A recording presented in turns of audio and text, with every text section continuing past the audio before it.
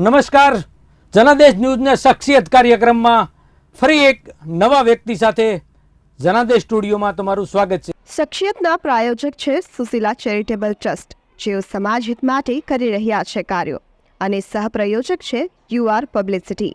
કોઈ પણ પ્રકારની જાહેરાત માટે સંપર્ક કરો. નવા વ્યક્તિ શખ્સિયતમાં આપણી સાથે છે વિલાસબેન સખિયા, કે જેઓ મહિલા અને ખાસ કરીને મહિલા સશક્તિકરણની જે વાત છે અને તેનો ઉજાગર કરતી સંસ્થા ઓમ ચેરિટેબલ ટ્રસ્ટ દ્વારા જે પ્રમાણેની સંસ્થા સેવાકીય કામ કરી રહ્યા છે તેવા વિલાસબેન સખિયા આપણા સ્ટુડિયોમાં છે. વિલાસબેન, તમારું સ્વાગત છે. થેન્ક યુ ભાઈ. શું કહેશો વિલાસબેન, જે રીતે તમને આ ભગીરથ સેવા કાર્યમાં દીકરા દીકરીઓના લગ્નનું માંડી વેવિશાળનું હોય, કઈ રીતે એક નાનકડા એવા સૌરાષ્ટ્રના ગામથી તમારો જન્મ થયો હતો અને તમારા જીવનની કેટલીક મહત્વની વાતો આજે આપણે શખ્સિયતમાં જણાવવી છે, શું કહેશો? મારું આમ તો પિયરનું ગામ જામનગર જિલ્લાના જામજોધપુર તાલુકાનું નાનું એવું ગામ લુવાસરમાં મારો જન્મ થયો હતો. મેં માધ્યમિક એજ્યુકેશન અને પ્રાથમિક એજ્યુકેશન મેં ત્યાં ગામડે જ લીધેલું છે. અને મારું લગ્ન જીવન પછી કાલાવાડ તાલુકાના લક્ષ્મીપુર ગામમાં થયેલું હતું. અને એ લગ્ન જીવન પછી અમે 10 મહિના પછી સુરતમાં આવેલા, અને સુરત અમારું અહીંયા કર્મભૂમિ બનાવેલું છે. સુરતમાં કર્મભૂમિ બનાવ્યા બાદ કઈ રીતે તમારા ફેમિલીમાં તમે વર્ક કરતા હતા, દીકરા દીકરી કઈ રીતે તમારું ફેમિલી બેકગ્રાઉન્ડ છે એ જણાવો, ને ત્યારબાદ તમારી જે આગળની સેવાનું કાર્યની શરૂઆત. હા, અમે જ્યારે સુરતમાં જ્યારે સ્થાયી થયા ત્યારે અમે એક હીરાબાગની એક નાની એવી સોસાયટીમાં ભાડાના મકાનમાં રહેતા હતા. મારા પતિ એક રત્ન કલાકાર છે, હીરા ઘસવાનું જે કામ હોય છે તે કરે છે. અને અમે ત્યારે સ્ટાર્ટ કર્યું 1996માં અમે જ્યારે સુરતમાં કર્મભૂમિ બનાવીને ત્યારે આવ્યા, ત્યારે અમે આ સિટી અજાણ્યું મારા માટે હતું, કામ અજાણ્યું હતું, અને અમે સુરતમાં રહેવા માટે આવ્યા. સુરતમાં રહેવા માટે આવ્યા અમે આગળ જે કાર્ય કર્યું એ આજે 2096થી 2024 સુધીમાં કરેલું છે. કઈ રીતે તમારા પરિવારમાં તમે તમારા મિસ્ટર રત્ન કલાકાર છે ને તમને એક સેવાનો કામ કરવાનો એક મોકો જોતો, તો તમે રાજકીય બાબતમાં પણ સેવામાં આવ્યા હતા, પરંતુ આખરે તમે જે આ દીકરા દીકરીઓને સમૂહ લગ્નમાં જોડાયા, કઈ રીતે તમે આ સમૂહ લગ્ન કરાવી રહ્યા છો દીકરા દીકરીઓના? જ્યારે અમે અહીંયા 1996માં આવ્યા પછી 1999માં મારે એક બેબીનો જન્મ થયો. બેબીનો જન્મ થયા પછી બેબીનો જે મારી ડોટર છે, ડોટરનું જે બાળપણ છે એની સાથે મેં સમય વિતાવ્યો. અને તે પછી 2001માં એક બાબાનો જન્મ થયો. અને 1 થી 5 ધોરણ સુધી મેં મારા બાળકોનું જે બાળપણ છે, બાળપણમાં એને સંસ્કારને જે આપવા પડે તે આપ્યા હતા. અને સાથે સાથે હું સ્વાધ્યાય પરિવારમાં 8 કે 9 વર્ષ સુધી મેં બાળ સંસ્કાર કેન્દ્રની જવાબદારી લીધી. અને બાળકોના બાળપણ સાથે મેં એના એજ્યુકેશન સાથે સંસ્કારનું પણ સિંચન કર્યું. અને 2010 સુધી મેં બાળ સંસ્કાર કેન્દ્રની જવાબદારી રાખી, 2001થી 2010 સુધી, અને બાળકોને સંસ્કાર અને એજ્યુકેશન આપ્યા. અને 5મા ધોરણથી જ્યારે બાળકો પોતાની જાતે કરવા લાગ્યા ત્યારથી હું એક ટ્યુશન ક્લાસીસનું યોગી ચોકમાં મેં સ્ટાર્ટ કર્યું. ટ્યુશન ક્લાસીસમાં 1 થી 9 ધોરણના બાળકો 350 જેટલા બાળકો મારી પાસે ટ્યુશન આવતા. યોગી ચોક વિસ્તારમાં ઓમ સાઈ એજ્યુકેશનના નામે હું ટ્યુશન ક્લાસીસ ચલાવતી. અને ટ્યુશન ક્લાસીસ ચલાવતા અને દાદાજીના વિચારધારાથી, નીતિમત્તાથી હું ખૂબ જ સફળ હતી. સફળની સાથે મને કોઈ સેવાકીય કાર્ય કરવાનું મન થતું ત્યારે હું એવા નાના નાના કાર્ય કરતી. 2009થી અને 2016-17 સુધી મેં વ્યસન મુક્તિના કાર્યક્રમો, સ્ત્રી સશક્તિકરણના કાર્યક્રમો, બાળ વિકાસના કાર્યક્રમો, ઘણા બધા વૃક્ષરોપણના કાર્યક્રમો, અનાથાશ્રમની સેવાઓ, એવી ઘણી બધી સેવાઓ હું સાથે સાથે કરતી. અને મહિલાઓની પણ મંડળ બનાવી અને અમે ઘણી બધી ગૌશાળાની સેવાઓ અને એવી સેવા કરતા. 2017 સુધી આવી નાની મોટી અનેક સેવા કરી અને ટ્યુશન ક્લાસીસ ચલાવ્યું હતું. અને સાથે 5 વર્ષ હું રાજકીય રીતે પણ સક્રિય હતી. આટલું સફળ એક આત્મનિર્ભર મહિલાઓના નાતે તમે અનેક સંઘર્ષ કર્યા, જીવનના અનેક ચડાવ ઉતારો આપની વચ્ચે આવ્યા, ત્યારબાદ તમને એવું લાગ્યું કે હવે કઈ દિશામાં જવું છે, અત્યારે કઈ પરિસ્થિતિમાં કઈ રીતે તમારું આખું સેવાકીય જે સંસ્થા દ્વારા તમારી કામ થઈ રહ્યું છે અને કેવા કેવા લોકોનો તમને આમાં સહયોગ મળી રહ્યો છે? હા, 2017 સુધી હું અનેક સંસ્થાઓમાં કામ કરતી અને મને કામ કરવું એક દીકરી સાથે બહુ ગમતું. દીકરીઓની જે સગાઈ કરાવતા, લગ્ન કરાવતા, આવી અનેક સંસ્થાઓમાં સેવા આપતી અને મારું ટ્યુશન ક્લાસીસ ચલાવતી. પછી 2019થી મેં વિચાર્યું કે જે દીકરીઓના અરમાન છે, અરમાન પૂરા નથી થતા. હવા અમુક લગ્નો થાય છે, લગ્નો સમૂહ લગ્ન થાય છે, ત્યાં દીકરીઓના અરમાન પૂરા નથી થતા. હું એક સ્ત્રી તરીકે સ્ત્રીનું જે હૃદય છે એ વાંચી શકતી અને દીકરીઓના અરમાન પૂરા થાય એવા હું લગ્ન કરાવું એવો મેં સંકલ્પ કર્યો. 2019માં મેં 16/5 દીકરીઓના લગ્ન કરાવવાનું સ્ટાર્ટ કર્યું.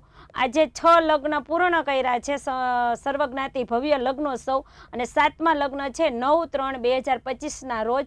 એટલે આવા લગ્ન કરાવવાનું શરૂ કર્યું છે અને એક અમે સંસ્થાનું સ્થાપન કર્યું 2019માં, ઓમ સાઈ ચેરિટેબલ ટ્રસ્ટ. ઓમ સાઈ ચેરિટેબલમાં કેટલા તમે 6 લગ્નોત્સવ ઉજવી નાખ્યા અને એમાંય ખાસ કરીને દીકરીઓ માટેની એક અનોખી પહેલ કરી છે. અલગ અલગ થીમ હોય છે, દેશ દાજની વાત હોય, એટલે દીકરીઓને હૂંફ મળે કઈ રીતે સંસ્થા દ્વારા તમારી સંસ્થામાં આવી દીકરીઓ તમારી પાસે આવતી હોય છે, ગુજરાતભરથી હોય છે. અને ખાસ કરીને મહત્વની વાત જો કોઈ હોય તો લોકો મોટા ભાગે પોતપોતાના અલગ અલગ સમાજો વિશે સમૂહ લગ્ન કરતા હોય છે, ત્યારે તમારામાં એક સારી વસ્તુ એ છે કે તમે સર્વજ્ઞાતિને સાથે લઈને ચાલો છો.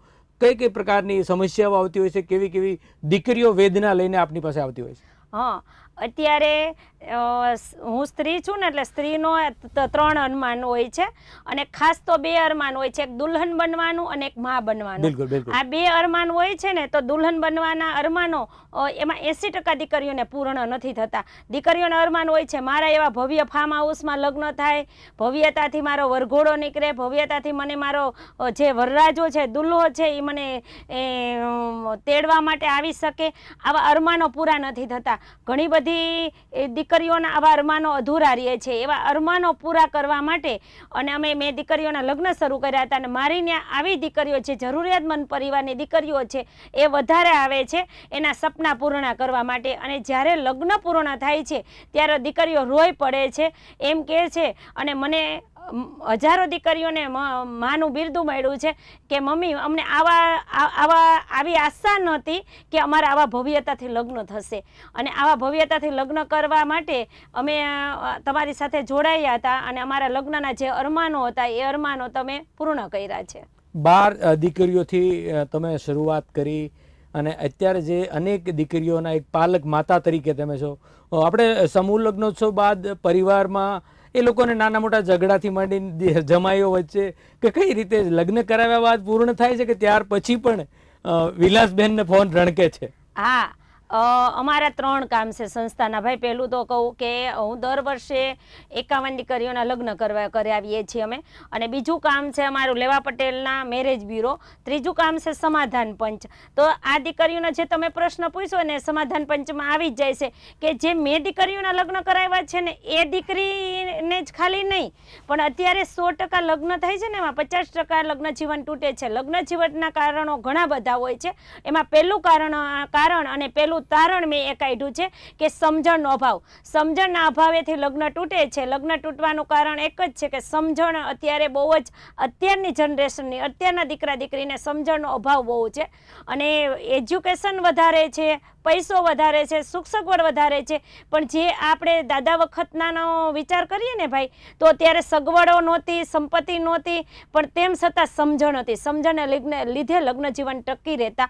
અત્યારે લગ્ન જીવન તૂટે છે. તો આ લગ્ન જીવન ન તૂટે એના માટે અમે સમાધાન પંચ ચલાવીએ છીએ. એમાં અમારી ત્યાં લગ્ન થઈ ગયેલી દીકરી હોય, અમારી ત્યાં સગાઈ થઈ ગયેલી દીકરી હોય, અથવા કોઈ બારે લગ્ન કે સગાઈ થઈ ગયેલી દીકરી હોય અને જો આ લગ્ન જીવનમાં તિરાડ પડતી હોય તો અમે સમજણ આપી અને એનું લગ્ન જીવન બચાવીએ છીએ.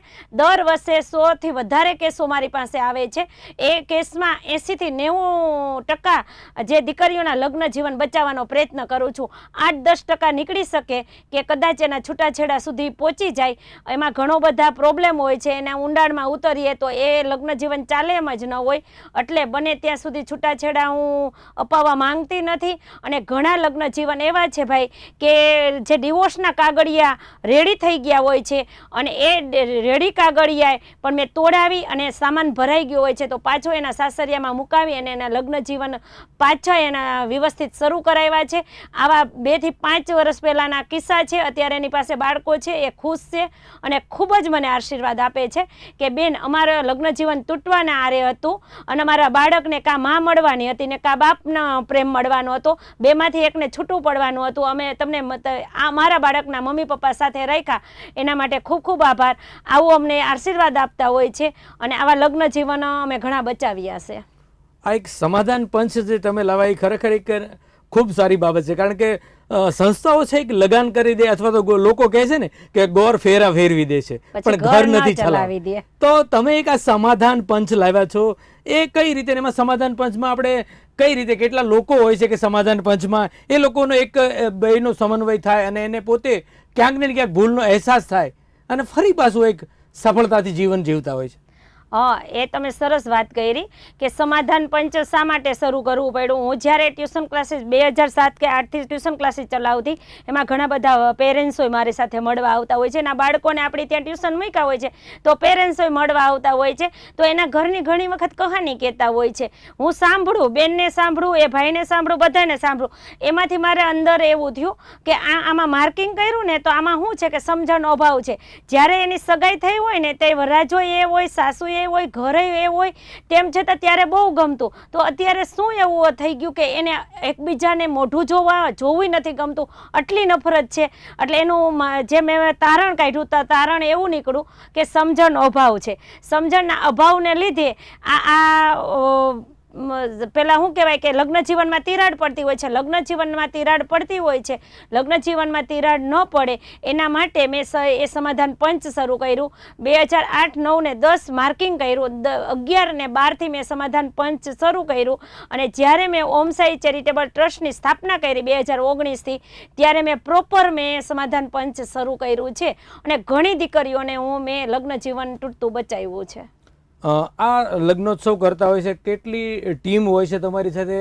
અને ખાસ કરીને તમે દીકરીઓ માટેનો એટલે મહિલાઓની કઈ રીતની ટીમ હોય છે, કઈ રીતે તમે આખું ટીમ વર્કથી આ કામ કરતા હોય છે? મારી સાથે લગભગ 18 થી 20 મહિલા મંડળો જોડાયેલા છે. એક મહિલા મંડળમાં 17, 150, 100, 70, 80 મહિલાઓ હોય છે. એવી હજારક મહિલાઓ જોડાયેલી છે. એ મહિલાઓ સાથે રહી અને અમારી ઓમ સાઈ ચેરિટેબલ ટ્રસ્ટની ટીમ માં લગભગ 50 બહેનો છે અને 100 જેટલા ભાઈઓ છે. આ બધા મળી અને આપણી સમાજમાં જે સંસ્થાઓ છે એવી ઘણી બધી સંસ્થાઓ અમારી સાથે મળી અને આમાં લગ્ન જીવન કરતા લગ્નનું આયોજન કરતા હોય છે. અને એ લગ્નના આયોજનમાં ખૂબ જ એ લોકો મહેનત કરી અને પોતાની દીકરી, પોતાની બેનના લગ્ન થતા હોય છે એવી સેવા કરતા હોય છે. અને એના લીધે અમારી સંસ્થામાં દીકરીઓના લગ્ન ખૂબ જ સફળ રહે છે. ખાસ તમારો જે 12 લગ્નથી શરૂઆત કરી હતી અને મોટા ભાગે જોવા જાય તો કે શાહી લગ્ન હોય છે કે દીકરા દીકરીઓ કે આવવાવાળા મહેમાનને પણ લાગે કે આ એક અનોખા લગ્ન છે. એ કઈ રીતે એમાં ટીમવર્ક, બીજો કઈ રીતે સંસ્થાઓ કે બીજા તમને કોણ કોણ સહયોગ આપે છે કે આ સંસ્થા દિન બ દિન આગળ વધી રહી છે?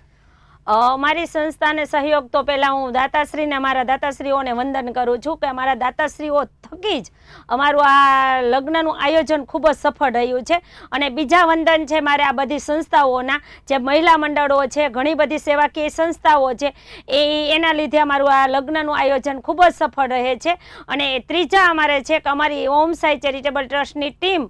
અને ચોથું હું જે વંદન કરીશ ને મારા પરિવારને, કે મારા પરિવાર મને દિને રાત દોડવા માટે મને જે સ્વતંત્રતા આપી છે અને મને સપોર્ટ આપે છે, એના માટે અમારું આ લગ્નનું આયોજન ખૂબ જ સફળ રહે છે. આટલી બધી સેવામાં કરી રહ્યા છો ત્યારે હવે બીજી તરફ તમારો શિડ્યુલ, લોકોના ફોન આવવા, દીકરા દીકરીઓના જમાઈઓના ફોન હોય, કારણ કે એક લગ્નોત્સવ પતે ત્યારે પછી તમારું બીજા લગ્નોત્સવ, એટલે સ્ટેપ બાય સ્ટેપ કાર્યક્રમ ચાલુ છે.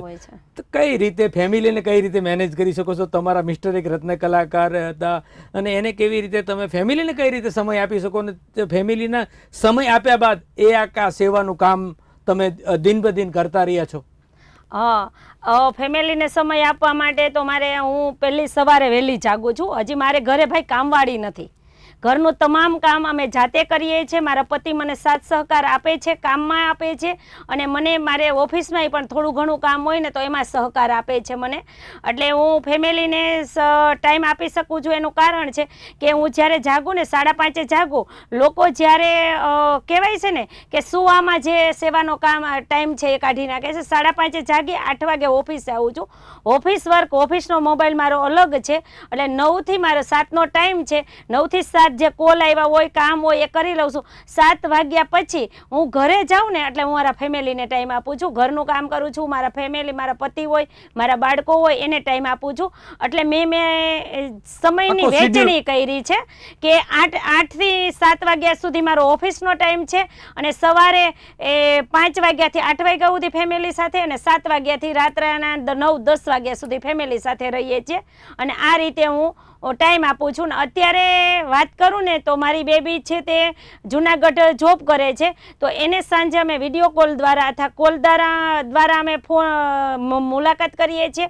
અને મારો સન છે એ દિલ્હી છે, એને પણ એ રીતે અમે વિડીયો કોલ દ્વારા અથવા કોલ દ્વારા મુલાકાત કરીએ છીએ. દરરોજ એક વખત બધાની મુલાકાત કરવાની હોય છે. અને જ્યારે હું અહીંયા સેવા કરતી અને મારા બાળકો ભણતા ને તો મારા બાળકો ઉપર મેં પૂરતું ધ્યાન આપ્યું છે. મારો વ્યવસાય, મારો પરિવાર અને મારા બાળકો અને મારું સામાજિક કામ, ચારેય કામના પલ્લા મેં સરખા રાખ્યા છે. એક પલ્લું કોઈ ન કહી લે કે આ બેનનું એક પલ્લું પણ આમ ઊંચા નીચું હોય છે. આ 4 પલ્લા હરખા છે. સામાજિક લેવલે, વ્યવહારિક લેવલે, વ્યવહારમાં કોઈ ન કહે કે વિલાસબેન આ જગ્યાએ નહોતા આવ્યા. અને મારા બાળકોની વાત કરું ભાઈ, ઘણા એમ કે ને કે સમાજના કામ માટે દોડતા હોય લેડીસો, તો એના બાળકો સારા ના હોય, એનું ઘર સારું ન હોય, કે એ સમાજમાં સમય ના આપી શકતા હોય. પણ મારું તમને વાત કરું ભાઈ કે મારું ઘર છે એ વ્યવસ્થિત ચાલે છે, વ્યવસ્થિત છે, અને મારો પરિવાર એ વ્યવસ્થિત છે. મારા બાળકો અત્યારે 22 વર્ષનો મારો સન છે, અને મેં એને DAIICTમાં IT કરાવ્યું છે. 10મામાં 90%, 12મામાં 94.32% લાવીને અત્યારે 22 વર્ષની ઉંમરે 40 લાખના પેકેજ ઉપર એ જોબ કરે છે. અને બેન મારી જે દીકરી છે, મારી ડોટર છે, એ અત્યારે ASIની પદવી ઉપર છે, અને ક્લાસ 1ની પ્રીમિયમ પાસ કરેલી છે, અને મેન્સ એને બાકી છે, અને અમુક ટૂંક સમયમાં એ ક્લાસ 1 કે 2 અધિકારી બની જશે. એ મારા દીકરીઓના આશીર્વાદ છે, અને મારો ગોલ છે અને મારું સપનું છે. બિલકુલ, એ દીકરીને પણ આજના આ શખ્સિયત કાર્યક્રમમાં અભિનંદન કે તમારું સપનું 100% પૂરું થવા જઈ રહ્યું છે, એમાં કોઈ શંકા ને સ્થાન જ નથી. કે તમે આ રીતે આટલું બધું ફેમિલી, તમારા બાળકો, દીકરા દીકરીઓને, તમારા મિસ્ટરને, એ રીતે આખું એક કહેવાય ને કે તમે જે સમતલ કરી અને સમયની વહેંચણી કરી, કઈ રીતે આ વિલાસજીને આખું આ બળ ક્યાંથી મળે છે? મને તો હું કહું ને, આ બળ મને સ્વાધ્યાય પરિવારમાં પાંડુરંગ શાસ્ત્રીના પ્રવચનથી અને એના પુસ્તક વાંચવાથી મળ્યું છે કે માણસ શું ન કરી શકે. ઘણી વખત હા, માણસ શું ન કરી શકે, માણસ ધારે તે કરી શકે. અને તમે જે વિચારો છો એ કરી જ શકો. એટલે મારો વિચાર જ હતો પહેલેથી કે મારે સમાજ સેવા કરવી છે, દીકરીઓનું કામ કરવું છે, અને એક મને ટીચરનું સપનું હતું. મેં જ્યારે અભ્યાસક્રમ કર્યો ને ભાઈ, ત્યારે 10 ધોરણ સુધી મારા પિયર હું ભણી હતી. 10 પછી મેં અહીંયા સુરત આવીને પ્રી-PTC સ્કિલ પ્રોમાં કરેલું, અને 12 વર્ષ સક્સેસફુલ મેં ટ્યુશન ક્લાસીસ ચલાવ્યું છે. એમાં 10 ટીચરોને હું રોજગાર આપતી, અને એ રીતે મેં મારું ટ્યુશન ક્લાસીસ ચલાવ્યું છે. અને મેં સમયની વહેંચણી કરી, અને પરિવારને, સમાજને અને બાળકોને કોઈ ન કહી જાય કે આ વિલાસબેને ક્યારે પણ આ રીતે અહીંયા આ પોઈન્ટમાં એ નિષ્ફળ છે. ઘણી વખત સમાજનું કામ કરવા જાવ તો વ્યવહારનું કામ રહી જતું હોય છે, વ્યવહારનું કરવા જાવ તો સમાજનું રહી જતું હોય છે, અને આ બે સંભાળવા જાવ તો વ્યવસાયનું કામ રહી જતું હોય છે. આવા ઘણા બધામાં તમારા પલ્લું ઊંચા નીચું થઈ જતું હોય છે. પણ મેં 4 પલ્લા એવા પલ્લું સરખા રાખ્યા છે કે એ કંઈ ઊંચા નીચું નથી. કોઈ કહીને ન જાય કે સમાજનું કામ કર્યું છે તો એના બાળકો સારા નથી, બાળકો સારા બનાવ્યા તો વ્યવહારમાં નથી રહ્યા, વ્યવહારમાં રહ્યા તો એને વ્યવસાય નથી સંભાળ્યો, અને વ્યવસાયમાં રહ્યા તો એ સમાજ નથી સંભાળ્યો. આ 4 પલ્લા મારા વ્યવસ્થિત રહ્યા છે. એનું કારણ એ જ છે કે હું બહુ જ થેન્ક યુ કહેવા માંગુ છું કે મને આ વિચારધારા મને પાંડુરંગ શાસ્ત્રીમાંથી મળેલી છે. સ્વાધ્યાય પરિવારમાંથી. વિલાસજી, હવે આવનારા લગ્નોત્સવમાં જનાદેશ ન્યૂઝ થકી તમે શું કહેશો? એક છેલ્લો પ્રશ્ન છે, છેલ્લે તમે શું કહેશો કે હવે જે દીકરા દીકરીઓ આવતા હોય છે અને આ વખતનો છેલ્લા જે લગ્નોત્સવ આ વર્ષે થવાના છે એમાં તમારો કેટલો લક્ષ્યાંક છે, એટલે એક વહેલી તકે તમારું જે કાર્ય છે એ પૂર્ણ થાય એ કહો, એટલે આપણે આપણી શખ્સિયતની વાત પૂરી કરીએ છીએ. હા, અમારી આવતી લગ્નની તારીખ 9/3/2025 છે.